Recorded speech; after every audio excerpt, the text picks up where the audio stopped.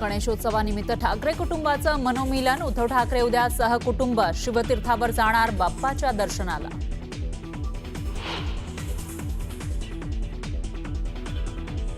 केंद्रीय गृहमंत्री अमित शहा 29 आणि 30 तारखेला मुंबई दौऱ्यावर। मुंबईतील लालबागचा राजा आणि इतर गणपतींचं घेणार दर्शन।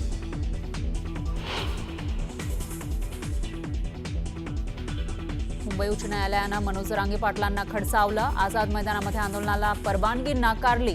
खारघर इथं पर्यायी जागेबाबत सरकार निर्णय घेऊ शकतं।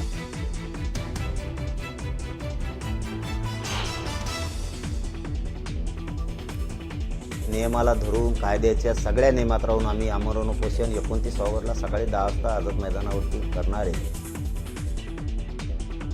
कोर्टाच्या मनाईनंतरही मनोज जरांगे मुंबईला जाण्यावर ठाम। सरकारनं आडमुठेपणा करू नये, जरांगेंचा इशारा।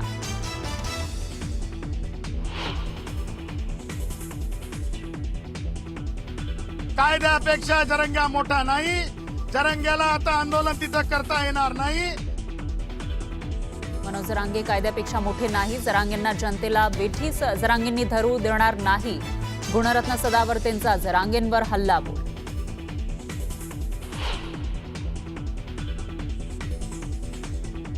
बीडमधील जाळपोळीच्या मागे वाल्मिक कराडचा कट। बाळा बांगरच्या दाव्याचा हवाला देत आमदार प्रकाश सोळंकेंकडून एसआयटी चौकशीची मागणी।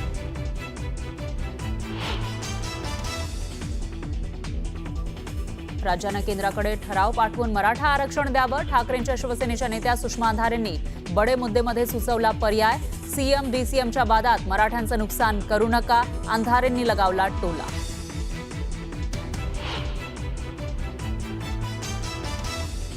कॅबिनेट नंतर शिवसेनेच्या मंत्र्यांची वेगळी बैठक। माध्यमांसमोर वक्तव्य करण्यास सेनेच्या मंत्र्यांना शिंदेंनी मनाई केल्याची सूत्रांची माहिती।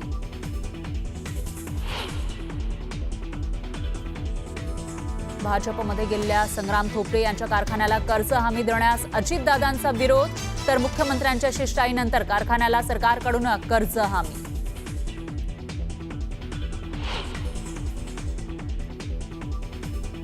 1 सप्टेंबरपासून मुंबई ते जयगड आणि विजयदुर्ग रोरो सेवा सुरू होणार। मुंबईतून कोकणात आणि तळ कोकणामध्ये जाणाऱ्यांना मोठा दिलासा।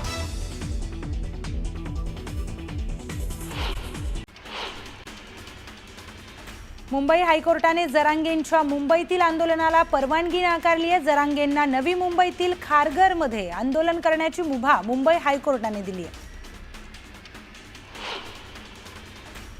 मुंबई हायकोर्टाने परवानगी नाकारल्यानंतर 29 तारखेला आझाद मैदानावर उपोषण करण्यावर मनोज जरांगे ठाम आहेत। उद्या सकाळी अंतरवालीतून मुंबईसाठी निघणार असल्याचं जरांगेंनी म्हटलंय। तर हे सरकारचं षडयंत्र असल्याचा आरोपही जरांगेंनी केलाय। जरांगे हे कायद्यापेक्षा मोठे नसल्याचं वक्तव्य वकील सदावर्तेंनी म्हटलंय। तर जनतेला वेठीस धरू देणार नसल्याचाही इशारा सदावर्तेंनी जरांगेंना दिलाय। सरकारकडून शिंदे समितीला 6 महिन्यांची मुदतवाढ दिल्याची माहिती राधाकृष्ण विखे पाटलांनी दिली आहे। मराठा उपसमितीच्या बैठकीनंतर त्यांनी ही घोषणा केली। तर फडणवीसांनी 16% दिलेलं आरक्षण मवियाने घालवल्याचंही ते म्हणाले। पावसाळ्यासह गणेशोत्सव असल्यानं जरांगेंनी आंदोलन स्थगित करण्याची विनंती विखे पाटलांनी जरांगेंना केली आहे। तर काही गोष्टी कायद्याच्या कचाट्यात अडकल्याचंही ते म्हणाले। मुख्यमंत्री फडणवीसांचे स्वीय सहाय्यक राजेंद्र साबळे आणि जरांगेंमध्ये चर्चा झाली आहे। गणपतीमुळे आंदोलन पुढे ढकलण्याची साबळेंनी जरांगेंना विनंती केली। आंदोलनाच्या माध्यमातून दंगल घडवणे हा जरांगेंचा उद्देश असल्याचा आरोप लक्ष्मण हाकेंनी केलाय। गेल्या 1.5 वर्षापासून त्यांनी हेच केलंय। तर त्या 28.5 किलोला उचला म्हणत ओबीसी नेते लक्ष्मण हाकेंनी जरांगेंवर हल्लाबोल केलाय। मी अपशब्द वापरले नसून बोलीभाषेत बोललो होतो। विनाकारण वाद पेटवला जात असल्याचं मनोज जरांगेंनी म्हटलंय। मात्र मी तो शब्दही मागे घेतलाय। मुख्यमंत्र्यांच्या मातोश्री विरोधातील वक्तव्यावरून जरांगेंनी स्पष्टीकरण दिले। बीडमध्ये मराठा आंदोलनाच्या पार्श्वभूमीवर जमावबंदीचे आदेश जारी करण्यात आले आहेत। कायदा सुव्यवस्थेचा प्रश्न निर्माण होऊ नये यासाठी प्रशासनाकडून खबरदारी घेण्यात आली आहे। फडणवीस यांनी मराठ्यांना आरक्षण देण्याचं कबूल केलं, मात्र आरक्षण न देता त्यांची फसगत केल्याचा आरोप नाना पटोलेंनी फडणवीसांवर केलाय. बीडमध्ये कायदा व सुव्यवस्था बिघडवण्याचं काम लक्ष्मण हाके करतायत, तर अजित पवार पालकमंत्री म्हणून बीड जिल्हा टार्गेटवर आहे असा आरोप करत राष्ट्रवादीचे प्रदेश उपाध्यक्ष सतीश कुलाळ यांनी टीका केली आहे. बीडच्या गेवराईमध्ये लक्ष्मण हाकेंनी पोलीस निरीक्षक प्रवीण कुमार बांगरांशी चर्चा केली. हाके आणि त्यांच्या समर्थकांवर काल गेवराईमध्ये गुन्हा दाखल झाला होता आणि याबाबत त्यांनी चर्चा केली आहे. भाजपात गेलेल्या संग्राम थोपटेंना मोठा दिलासा मिळण्याची शक्यता आहे. राजगड सहकारी साखर कारखान्याला खेळत्या भांडवलाच्या कर्जाची हमी सरकार देणार असल्याची माहिती समोर येते. शिवसेना नेते आणि तानाजी सावंतांचे बंधू शिवाजी सावंत भाजपमध्ये पक्षप्रवेश करणार आहेत. शिवाजी सावंतांच्या निर्णयामुळे सोलापुरामध्ये पालिका निवडणुकीपूर्वी शिवसेनेला मोठा धक्का मानला जातोय. भंडारा जिल्ह्याचे पालकमंत्री बदलण्यात आलेत. संजय सावकारेंना काढून पंकज भोयरांना पालकमंत्रीपदाची जबाबदारी देण्यात आली आहे, तर सावकारेंची बुलढाण्याच्या सहपालकमंत्रीपदी नियुक्ती करण्यात आली. पालकमंत्रीपदाच्या मुद्द्यावरून कुठलीही नाराजी नसल्याचं स्पष्टीकरण सावकारेंनी दिलंय. उलट भंडाराला जाणं येणं जमत नसल्यानं पालकमंत्रीपद नको म्हणून मीच मुख्यमंत्र्यांना विनंती केल्याची माहिती त्यांनी दिली. शरद पवारांना सर्वांची नावं तोंडपाठ असल्याचं गोपीचंद पडळकरांनी म्हटलंय, पण 160 आमदार निवडून देतो असं सांगणाऱ्या दोघांची नावं पवार विसरल्याचं म्हणत त्यांनी टीका केली आहे. नांदेडच्या नायगावात वसंत चव्हाणांच्या पुतळ्याचं अनावरण करण्यात आलं. यावेळी काँग्रेस नेत्यांसोबत अशोक चव्हाणांनी स्टेज शेअर केलाय. यावेळी मंचावर काँग्रेसचे प्रदेशाध्यक्ष हर्षवर्धन सपकाळ, खासदार छत्रपती शाहू महाराज, माजी मंत्री अमित देशमुख आणि माजी मंत्री विश्वजित कदमांची देखील उपस्थिती होती. पक्षापलीकडचेही काही संबंध असतात. माझ्या जुन्या सहकाऱ्यांनी आमंत्रण दिल्याचं स्पष्टीकरण अशोक चव्हाणांनी दिलंय. वसंत चव्हाणांच्या पुतळा अनावरण सोहळ्यामध्ये त्यांनी हजेरी लावल्यावर त्यांनी हे स्पष्टीकरण दिलं. बारामतीमध्ये आज शरद पवारांनी विद्या प्रतिष्ठान संस्थेला भेट दिली. यावेळी त्यांनी संस्थेच्या कामाची पाहणी केली आहे. त्यांच्यासोबत संभाजी ब्रिगेडचे प्रवीण गायकवाड देखील उपस्थित होते. मालेगावमध्ये विधानसभा निवडणुकीत मतचोरी झाल्याचा आरोप आसिफ शेख यांनी केलाय. मतचोरीमुळेच MIM उमेदवार निवडून आल्याचा आरोप देखील त्यांनी केला.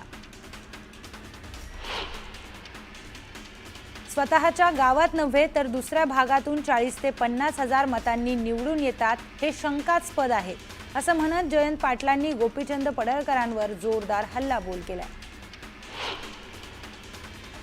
राज्यात गोरक्षकांच्या माध्यमातून शेतकऱ्यांना लुटण्याचं काम सुरू आहे असा आरोप आमदार इद्रिस नायकवाडांनीही केलाय.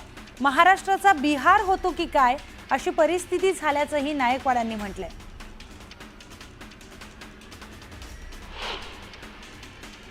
एक सविस्तर बातमी पाहूयात. बीडमध्ये 2023 साली झालेल्या जाळपोळीच्या घटनांमागे वाल्मिक कराडचा हात असल्याचा दावा आता बाळा बांगर यांनी केलाय.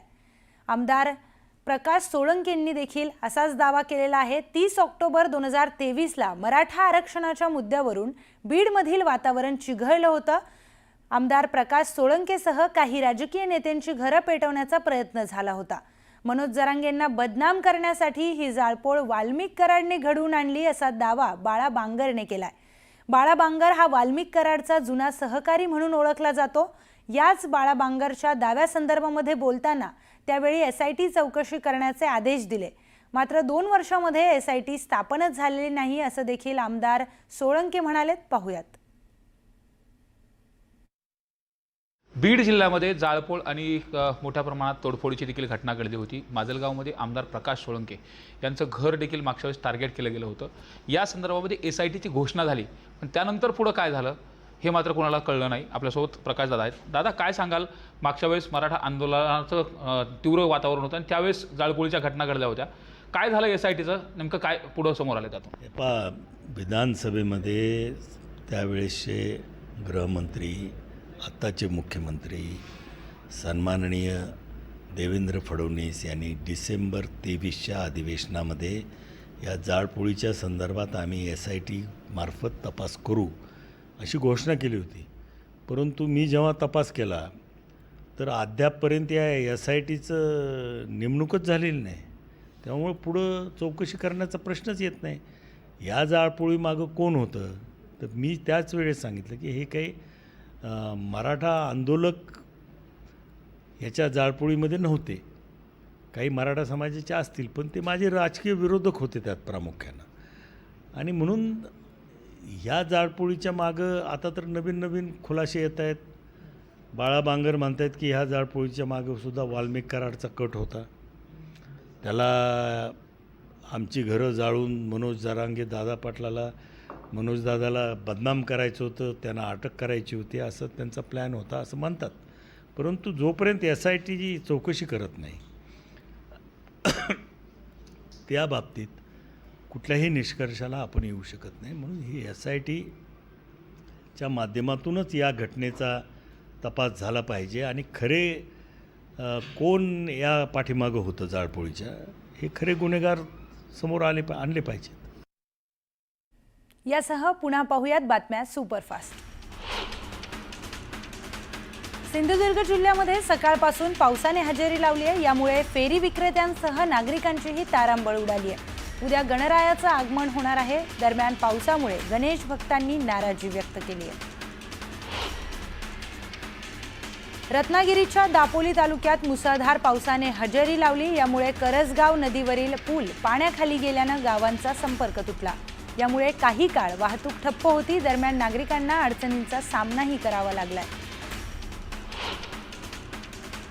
वंदे भारत एक्सप्रेस ट्रेन आज नांदेड रेल्वे स्थानकावरून मुंबईकडे रवाना झाली आहे. यावेळी मुख्यमंत्री देवेंद्र फडणवीस यांनी आभासी पद्धतीने वंदे भारत एक्सप्रेसला हिरवा झेंडा दाखवत रेल्वे रवाना केली.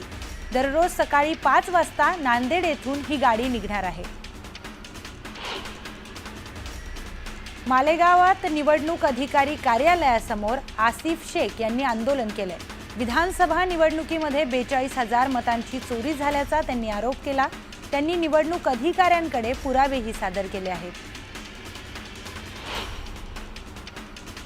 पिंपळी खुर्द ते खडपोली MIDC मार्गावरील वाहतूक पुढील 6 महिन्यांसाठी बंद करण्यात आली आहे.